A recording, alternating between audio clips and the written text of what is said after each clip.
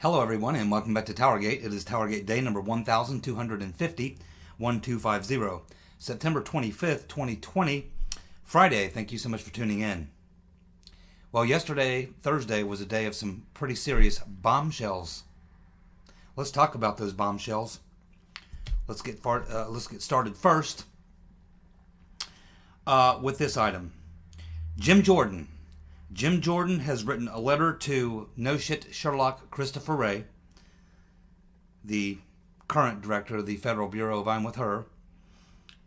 Jordan has sent a letter to No Shit Sherlock Wray demanding to know if the FBI is investigating Hunter Biden's crimes.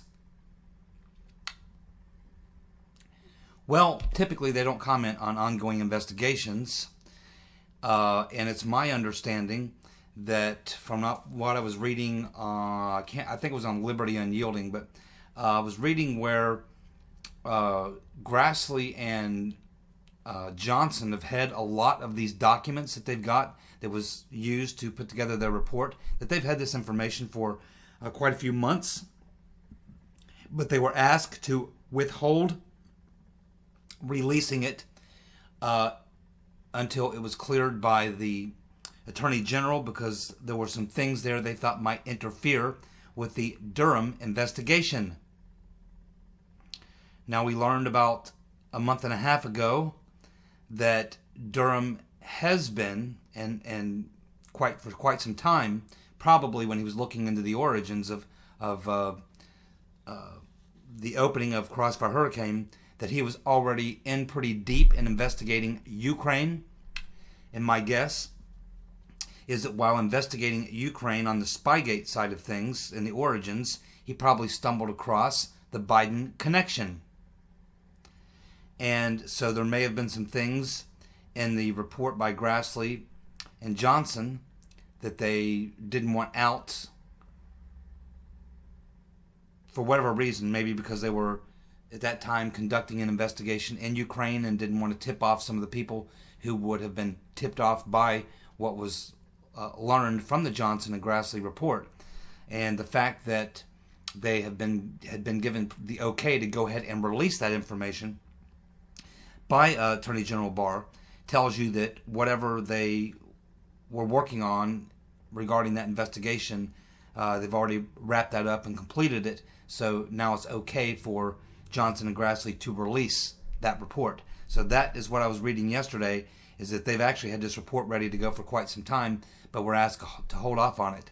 And it had something to do with possibly interfering with Durham's investigation. So the fact that they have released it tells us that they were cleared to do so, and that Durham has probably covered that territory, and any of the targets or suspects that he was looking at, they've probably reconciled whatever they had going on, and that's why we were able to get the release of that information from Barr, who's been very, very busy in the last 24 hours. Attorney General Barr, very busy in the last 24 hours. And I talked a couple of days about the fact that in the last 3 weeks or so, Attorney General Barr has been really making the rounds, doing a lot of interviews. He's been doing interviews with a lot of the local Fox affiliates. He's been doing these conferences for a couple of various programs he's got going on in regards to fighting crime. He has done quite a few, and he's been very fiery, I guess you would say. Very vocal about quite a few things without giving away too many details, but he's certainly I think he's been very much up on the bit on the past few interviews that I've seen. He's definitely. I just got the feeling that he's very irritated, and of course now he's being targeted by the deep state, and he is the Attorney General. My guess is, when you target the Attorney General, he's the chief law enforcement guy in the country, and he's not probably the guy you want to screw with if you've got skeletons in your closet. And I think he's just probably. It strikes me, watching the last few interviews he's done, he strikes me as a man who's fed up and who's chomping at the bit to set things straight. But he's obviously, dealing with a situation where he has an ongoing investigation. He's kind of in a situation between a rock and a hard place where he wants to reveal what he knows and all the problems that he's discovered through Durham's investigation with what went on in 2016 and beyond. At the same time, it's still going on, and he doesn't want to compromise the investigation. He doesn't want to piss off Durham. We know Durham doesn't like to talk about his investigations till they're complete. So, but on the other hand, they have this obligation to the voters to let them know what happened. So it's a tricky, as I said, it's a sticky wicket that Barr and Durham are trying to navigate here. But they're smart guys, and I think they'll make the right call. But yeah, there's something about Barr in the last 2 to 3 weeks. He's definitely stepped up his game, and I think he started preparing the battlefield several months ago when he started allowing certain releases of information, things like that. And in the past 24 hours, he has let go of some things that are that tell me that we are very close. That Barr is very close to doing whatever he's going to do prior to the election in terms of issuing a report, interim report, saying, you know, what they have learned at this point about what happened in 2016 and beyond, and possibly could be some indictments to go along with it. So that's what that tells me, that we are very, very close. It could be, in fact, you know, about a week or so ago, I said I think it will be possibly next Friday, meaning today. So I wouldn't be surprised if, based on what happened yesterday, all of the information that came out yesterday and what I've seen in the past 3 weeks, I wouldn't be surprised if it happens today as you're watching this video. But it's very close. Whenever it's coming, it is very close. So let's move on to the next item. From the New York Times and the Washington Post, by the way, also ran a similar story. John Durham is investigating the Clinton Foundation and also investigating how the Clinton Foundation investigation by the FBI was handled. So he's investigating the Clinton Foundation and the handling of the investigation of the Clinton Foundation by the FBI. And apparently, according to the New York Times, Durham's investigators have been seeking documents and requesting interviews. Yeah, I mean,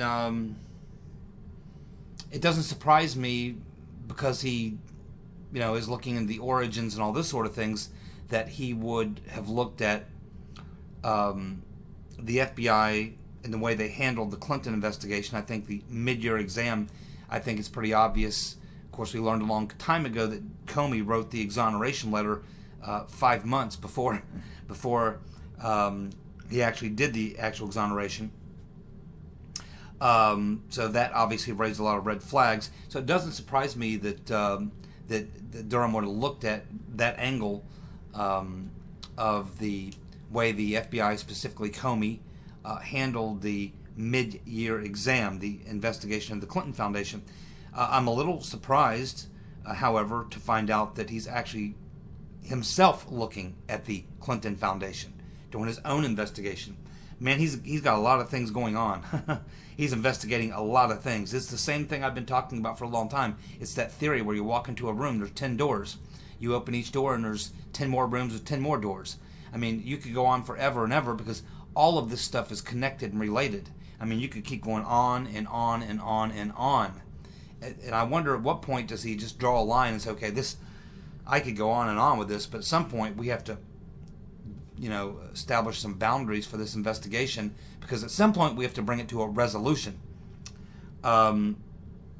So I'm not surprised at all to find out that Durham is poking around to look at how the FBI handled that non-investigation of the Rotten Reverend Clinton and the Clinton Foundation and pay for play and bribes and all that sort of thing. That doesn't surprise me, but it does surprise me that he's actually looking at the Clinton Foundation himself. I don't know how many investigators or people he's got working on this, but he must have a lot of people, because he's into a lot of things. He's into a lot of things. And the fact that this would appear in the New York Times and the Washington Post, their reasons for putting this out there their motivations would be a lot different than ours. So what the New York Times and Washington Post motivation is for putting this out there is not exactly clear at this time. I'm sure it will become more clear in the days and weeks to come, but certainly it tells you a lot that the Washington Post and New York Times would even run this story.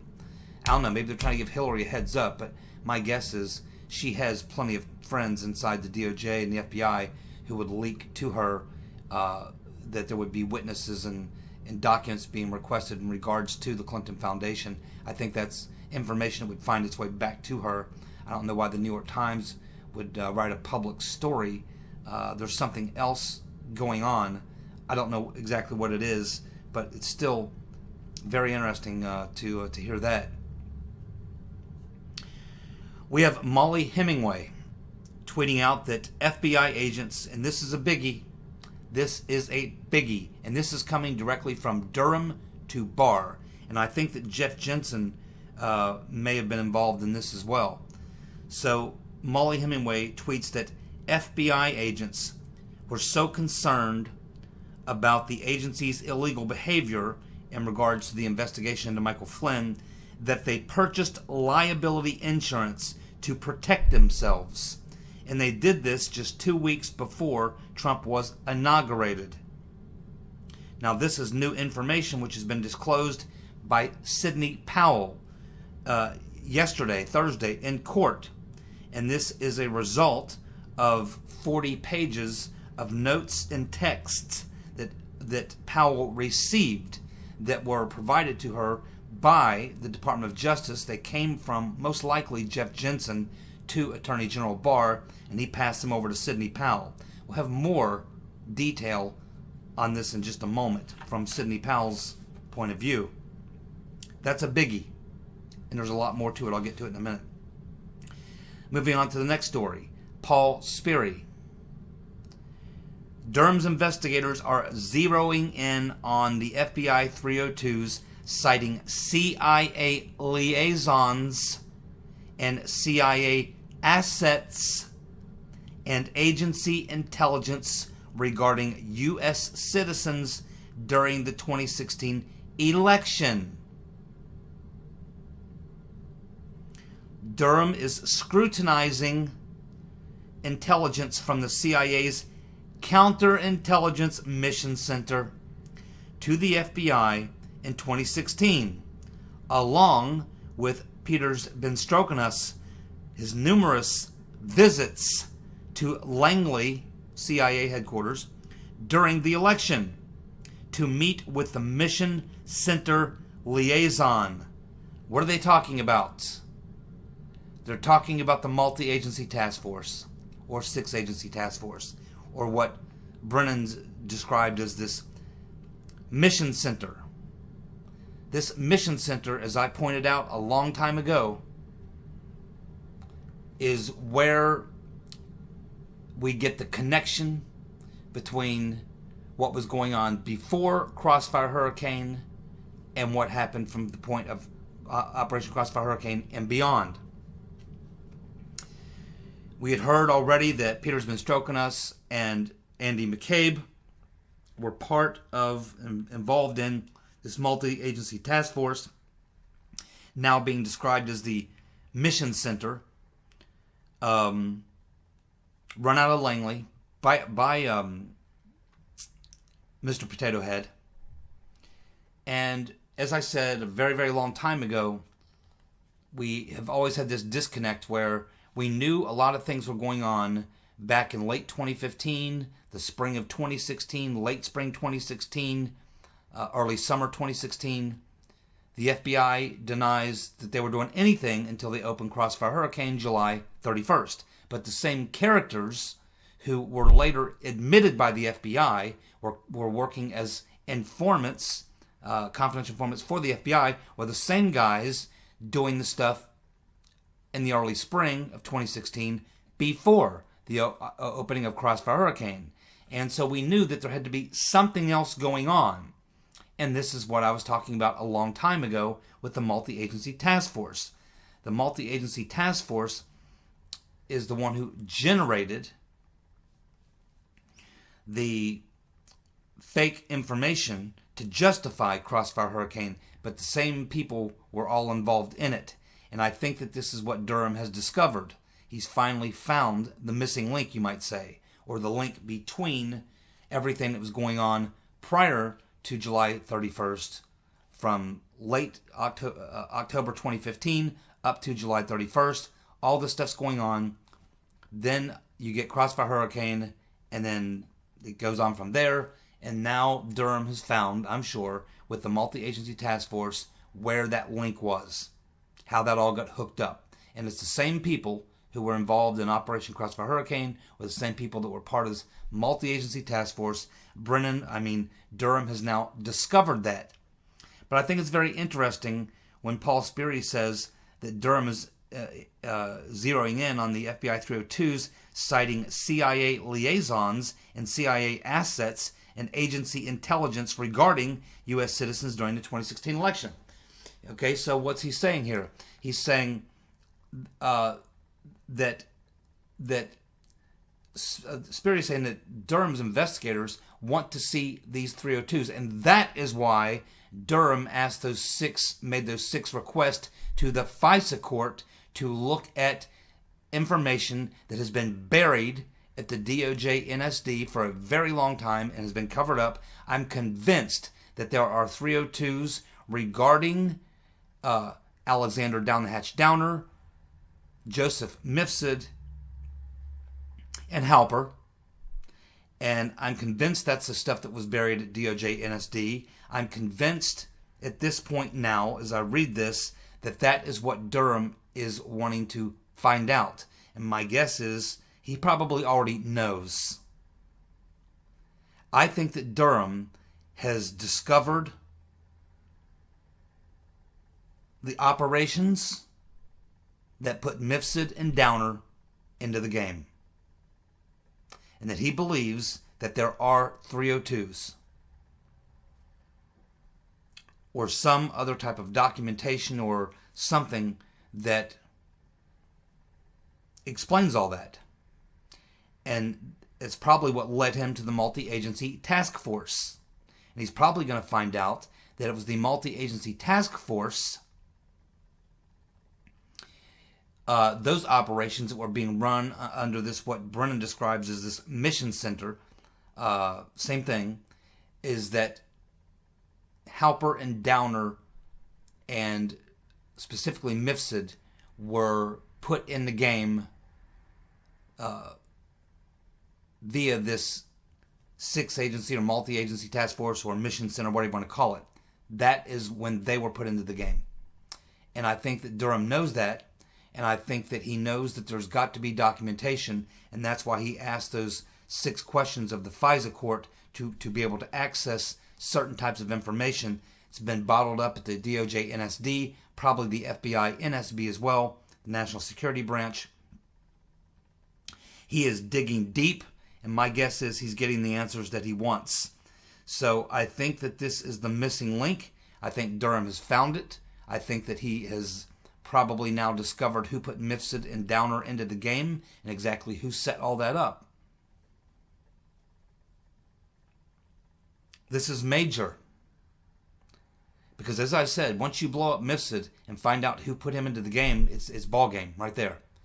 If Mifsud, now if it turns out that it's all coincidental, probably means nothing. But if Durham finds out that Mifsud was put into the game by some intelligence agency connected to Crossfire Hurricane team, this mission center or multi-agency task force, it's game over. It's ball game right there. And he knows it. That's why he's working so hard to dig that out. And probably why he hasn't completed his investigation yet. But he's obviously getting very, very close because of the recent documents that were released showing these 6 requests he made to the FISA court to gain access to all these secret documents, which are coming out of the DOJ NSD. Now we find out that he's obviously discovered the multi-agency task force, and now he wants FBI 302s regarding CIA liaisons and assets. Mr. Mifsud and Mr. Downer would qualify as liaisons or assets. He knows exactly what he's looking for. And that's the two people he wants the information on. Specifically on Mifsud. Because he knows Mifsud just didn't drop out of the sky.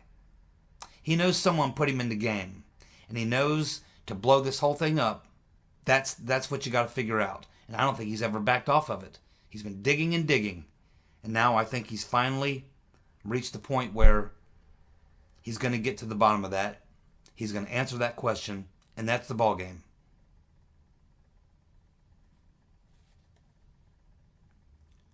Now, let's get back to what we were talking about a few moments ago.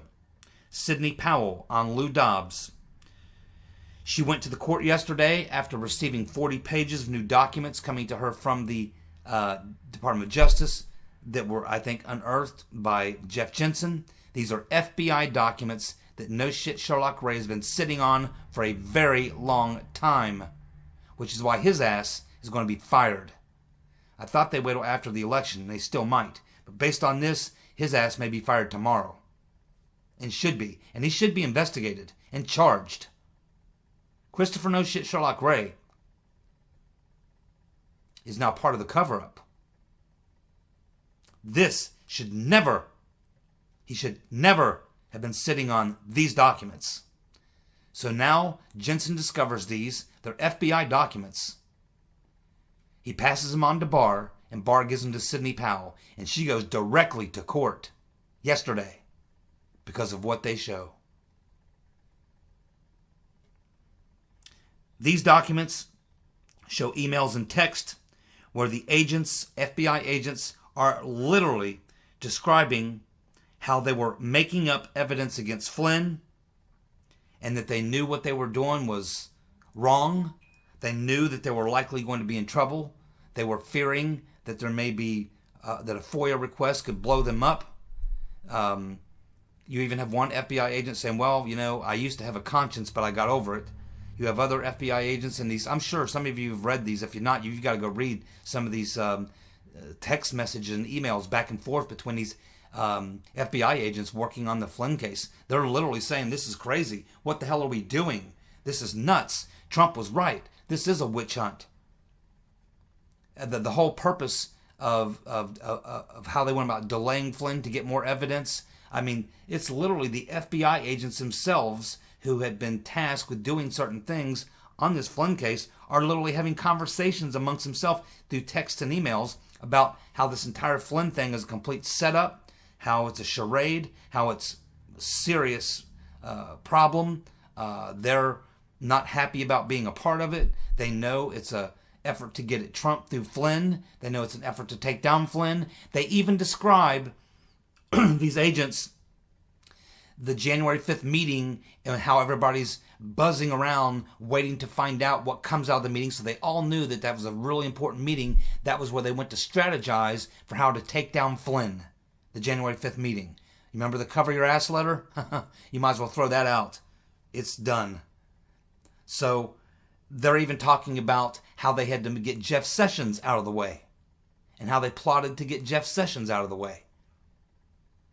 FBI agents said, man, you know, they're terrified that the new AG is going to come in and start asking questions, you know, and then the other FBI agents like, yeah, well, I think they got an answer for that. I think they're going to take out Sessions. Yeah, somehow they're going to try to force Sessions out, you know.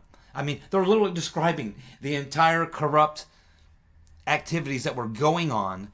They describe the January 5th meeting and how everybody's buzzing around and waiting for the meeting to end so they know how they're going to approach things while they're in the January 5th meeting strategizing on how they're going to take out Flynn and what they're going to do about the fact that they realize that Jeff Sessions or some attorney general is going to come in and maybe start asking questions. They're terrified of FOIAs, and this is where they start discussing the fact that they actually, one FBI agent says, yeah, well, you know, not just the agents, but even the analyst. Everybody is going and taking out insurance policies.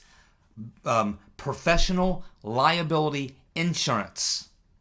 So that if they get fired from their job, because they know if this comes out, they're all getting fired, that if they get fired from their jobs, they've got a liability insurance policy.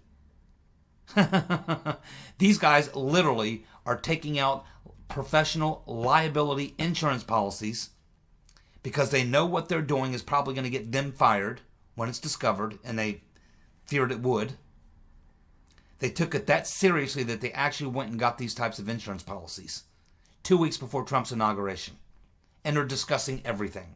It is so damning, so unbelievably damning. This blows everything up. And this blows up that January 5th meeting in the White House. It blows up the fact that now we know that it was a plot to get rid of Sessions. It was a planned, coordinated plot. Sally Yates is up to her eyeballs in that. So is Andy McCabe, talking about how they're setting up Flynn, the whole 9 yards. So Sidney Powell gets this information from Attorney General Barr, who released it, who got it likely from Jeff Jensen. She goes immediately to the court and files a motion to dismiss and submits the 40 pages along with a brief. And at this point, if in fact Sullivan, he's got to be out of his mind. If Sullivan doesn't drop this case, throw this case out right now, then I don't know. He may be in trouble at this point, Sullivan, to receive this kind of information and not throw the case out. Would say there's something seriously going on with the judge and whoever may be pulling his strings or extorting him or whatever. He has to be under extraordinary pressure of some kind if in fact this information doesn't get him to drop it. In which case Sidney Powell says if he doesn't drop this case very, very quickly, as in like the next 24 hours or so, she's going straight to the Supreme Court with what she's got. And this sounds like it's so damning that it'll be a no-brainer in the Supreme Court. At which point, someone's going to have to take a look at Judge Sullivan and find out exactly what the hell's going on there. Absolutely unbelievable. Something big is getting ready to drop, and I mean very soon. They wouldn't drop this information. They wouldn't drop this information unless they were getting ready to do something. Barr's getting ready to act, basically. Barr's getting ready to drop the bomb. Soon. Maybe by the time you see this video, he already will have. John Durham. Oh, you think that's all? No. There's more. And I couldn't get to everything. It's just some of the things that dropped. John Durham has learned that Weisass. He has learned that Andrew Weisass is the person that blocked the FBI from investigating the Clinton Foundation while he was head of the Criminal Fraud Division at the DOJ. So Durham is now looking into the Clinton Foundation and that whole rigged so-called investigation, which Comey exonerated, wrote the letter months before he actually did the exoneration. So he's looking into the corrupt way that was handled, and he discovers emails and text from FBI agents and DOJ attorneys where there's arguments going back and forth between them because the FBI, apparently these agents read that book by, what's his name, Schweitzer, Peter Schweitzer I think his name is. They read his book and they'd seen him on Fox and they said, you know, if what this guy's saying is true, if we can verify what he's saying is true, you know, these are serious crimes. So they take Peter Schweitzer's book and they go through it line by line.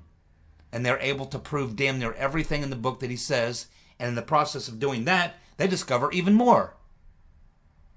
So they contact the Department of Justice attorneys and they inform them that, hey, you know, we've read this book by this guy Peter Schweitzer. We've double checked his work. It's accurate. This stuff's true. And we found some other things that he didn't find. We have to open up an investigation here. This is really, you know, big time. Bribery, pay for play, the whole 9 yards. And we've got some very hard evidence. We have to move on this because the election is here. We have to move on this quickly. And it got shut down. Somebody put the kibosh on it, and we now know, Durham now knows, having read all these FBI emails back and forth, they're furious. The FBI agents are furious that someone at the DOJ shut them down, despite the fact that they just told them that they have investigated everything in Schweitzer's book. not only is they prove almost everything to be true, but they found their own information in addition to that, and that this is serious, and that this has to be. And they're even talking about, the FBI agents are saying they're mad because they're talking to, like, well, obviously they want Hillary to win. I mean, they want Hillary to win. They don't want to investigate this, and this is the conversations they're having, and they're furious. And so as Durham digs into this, he finds out that the person that made the call to end that investigation and not to look any further into the Clinton Foundation, the guy who put the kibosh on that investigation and really pissed off these FBI agents, was Andrew Weisass.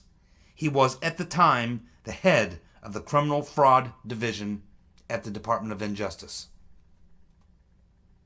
Now we know why he wrote that book. A lot of guys writing books, and they're going to be in jail. Almost every one of these guys that wrote books, Comey, Strzok, Weissmann, these guys are all going to jail.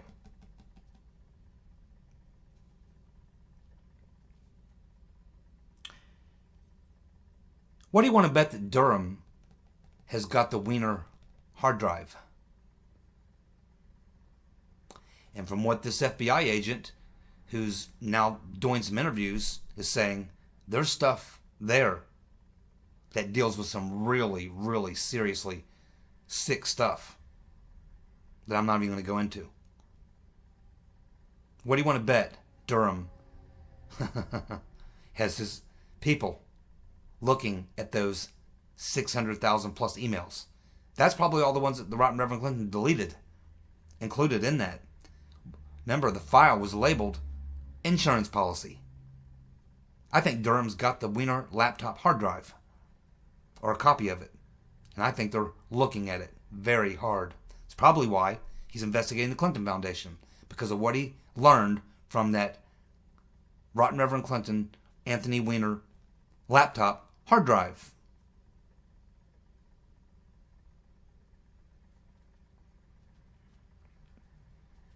It gets better or worse, depending on how you look at it. The Federalist. Iggy, Christopher Steele's so-called primary subsource, was the target of an FBI counterintelligence investigation for 2 years, in the years 2009 to 2011. He was suspected of being a Russian spy and a threat to national security. And the Crossfire Hurricane team knew about it. Do you think they told the FISA court? Iggy was the target of an FBI the very guy who was Steele's subsource that they put all that reliance on.